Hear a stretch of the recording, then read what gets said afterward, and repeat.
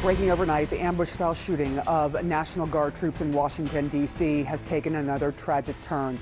One of those Guard members has died, the other still fighting for his life. President Trump announcing that 20-year-old Army Specialist Sarah Beckstrom died from her injuries on Thanksgiving. He called her an incredible person who was outstanding in every way. New images from overnight of law enforcement officers lining the streets for the transfer of her body. Beckstrom's former boyfriend spoke to CNN and said she had a huge heart and would do anything for anyone. The other wounded Guard member, a 24-year-old Andrew Wolf, remains hospitalized and is in critical condition. We're also learning more about the suspect in custody, a 29-year-old Afghan national. He arrived in the United States in 2021 on a resettlement program after working with the CIA in Afghanistan, helping American troops. President Trump, in the wake of the shooting, says the U.S. will, quote, permanently pause migration from all third world countries. He also says the U.S. will re-examine all green cards issued to people from what the administration calls 19 countries of concern. CNN's Betsy Klein joining us now live from Washington this morning. What is the latest on this investigation? Well, Sarah, an interagency investigation is now underway to determine exactly how this horrific tragedy could have happened, while the Trump administration, meanwhile, is ramping up its aggressive immigration policies. We know that this suspect is an Afghan national who came to the United States in 2021. He applied for asylum in 2024, and it was granted under the Trump administration in April of this year. Now, we've also learned that this suspect worked with U.S. forces, including the CIA, starting in 2011. A U.S. official tells CNN that he was vetted by intelligence agencies and clean on all checks. The question now of his pathway to violence is going to be a major target for investigators. Now, officials say it's still too soon to say what the motive is, but President Trump, as he addressed troops on Thanksgiving, offering his own speculation. Listen. He went cuckoo. I mean, he went nuts. And that happens, too. It happens too often with these people. You see them. But look, this is how they come in. This is how they're standing on top of each other. And that's an airplane. There was no vetting or anything. They came in unvetted. And we have a lot of others in this country. We're going to get them out. But they go cuckoo. Something happens to them. Now, within hours of this shooting, the president moved to justify an even more intense immigration crackdown. The director of United States Citizenship and Immigration Services announced that at the president's direction, he was ordering the re-examination of all green cards issued to people from countries of concern. That includes about 19 countries, including Afghanistan, Iran, Venezuela, among many others. The president last night also calling for what he described as reverse migration. In a lengthy post to social media, he wrote, quote, I will permanently pause migration from all third world countries and remove anyone who is not a net asset to the United States. We have, of course, asked the White House and State Department for clarity on what countries that would impact. Attorney General Pamela Bondi, meanwhile, says that the Justice Department will do everything in their power to seek the death penalty for this suspect. All right, Betsy Klein, thank you so much for your reporting for us. And over to you, Brad. Thank you, Sarah. Joining me now is CNN Senior National Security Analyst Juliette Kayyem. Juliette, great to have you here with us. You know, first, as we think about the investigation, the radius is extremely wide, including the path of travel to commit the deadly act. What do we know about progress thus far and the resources that need to be mobilized for this type of scale? Well, it's going to have sort of two nexus points. One is going to be in Washington State, sort of his ties, who he was living with, where he was living, family, contacts. Was there a network that was supporting him? Then, of course, in D.C., how long was he there? Why did he choose this group of National Guard members? And then, of course, there's the linkage between the two. Where did he stop? Who may he have been in contact with? Was he calling anyone abroad? So it's going to be extensive in that sense. What's the good news in this tragedy is it's a knowable suspect who's had ties to the United States essentially for most of his life, between his work with the CIA or with the United States in Afghanistan through at least 3 vetting processes to get his amnesty status, asylum status, and then, of course, whatever ties he had with family and friends where he was living. And so, as information piles up, what does a typical breakthrough moment look like in the effort to establish a motive?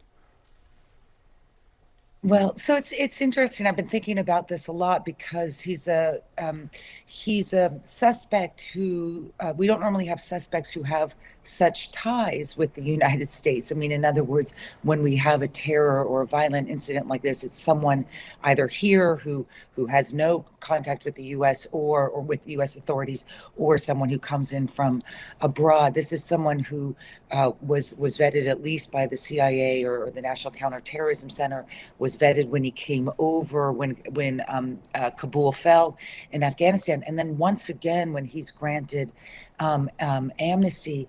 Look, there's a lot of politics behind this. I think we just need to step outside of that and say either the vetting process was bad, missed something key, or the radicalization process was fast, that between the time he received amnesty a couple months ago and now something happened. So investigators are going to look at some trauma in his life, something that happened in Afghanistan that he blamed the United States for.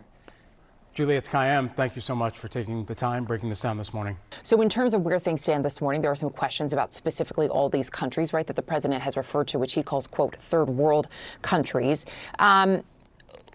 When we look at the reexamination process, there is also, Eugene, there is a concern about focusing too much on the country and what the ripple effect could be for those who are here in the country who are not a threat. How do you see this playing out?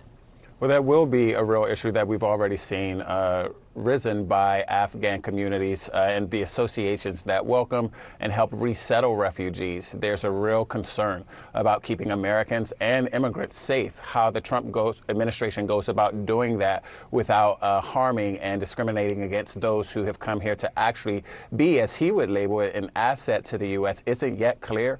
There's some concern that he may not be able to do that in a way that is fair, but he hasn't detailed his immigration plan yet in terms of how he's going to keep Americans safe, and I assume that there will be pressure on him to clarify that.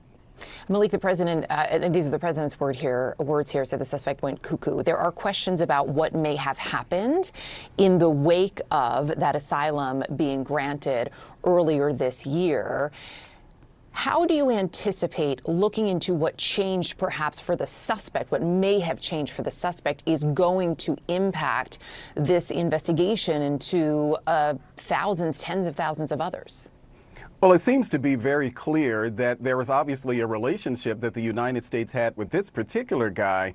And the only thing that we could think of really at this point is to say that at some point he became radicalized. So why did he become radicalized? We really don't know the answer to that question. But the fact that he particularly targeted National Guard troops here in Washington, D.C., and I believe, if I may be getting it wrong here, but I don't think that he's a resident of even the DMV area. So what was it about the National Guard? The only thing that I could see is that because of the conversation that many people have been having about the National Guard here, not just in Washington, D.C., but elsewhere around the country. I think that's the only thing that I could think of that factored into why he would come to Washington, D.C. and shoot to National Guard troops. It's the conversation that we've been having about National Guards in the areas, much like here in Washington. Right, and again, we don't know yet. Of course, it's important to stress we do not know what the motive is behind this. So much still needs to come out in that investigation. Daniela, the president very quickly, in the wake of this, saying he wanted to add an additional 500 National Guard troops to the district. Of course, this is all coming amid, right? And then shortly after that, we had the emergency motion that was filed because a judge had ruled last week that the initial deployment of those troops back in August was actually illegal. As all of this comes into play, there have been security concerns raised about these National Guard members by a number of folks, former intelligence officials and former military who I spoke with, certainly in the wake of this on Wednesday night, said they were concerned that those 500 additional troops could become targets. How much is the administration addressing those concerns? The administration, from the very beginning, Erica, has defended its decision to have these National Guard troops in the DMV area. And the whole point of it, if you remember, let's go back to what happened in August when President Donald Trump said that it was time to clean up D.C. And that was the effort that he made to call these troops to Washington and, of course, try to keep them here as long as possible. We are going to see an extension of that now that he's called for 500 more troops to come to Washington, D.C. It's going to be potentially an escalation of what we've already seen, seeing these troops, a militarized D.C., as it's been the past couple of now months since they've arrived to D.C. But look, it's important to make clear that Trump, of course, defending his decision to have them here and, of course, believing that this could be a solution to have additional troops, that image of the National Guard, militarized D.C. to prevent further violence. But it also could initiate more violence. It's unclear what could happen going forward, Erica.